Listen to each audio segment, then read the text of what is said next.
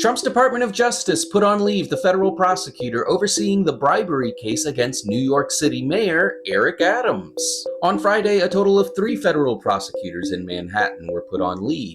2 of them, Andrew Rohrbach and Celia Cohen, worked on the bribery case against Mayor Eric Adams. Last month, New York federal prosecutors resigned in protest over the DOJ's order to dismiss the bribery case against Mayor Adams in return for his cooperation with Trump's mass deportations.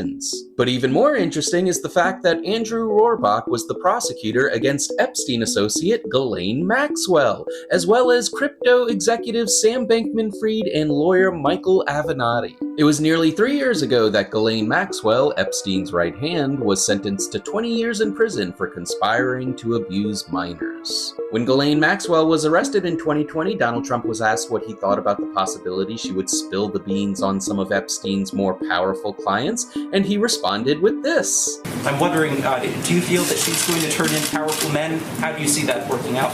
I don't know. I haven't really been following it too much. I just wish her well, frankly.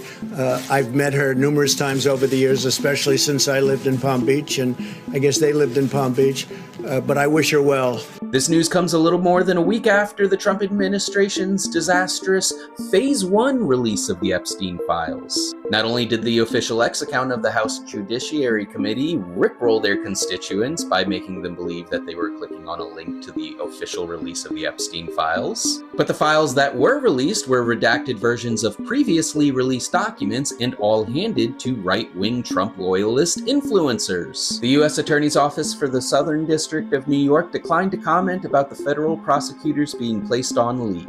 How long do you think it'll be until MAGA connects the dots and figures out what's going on in this story? You tell me.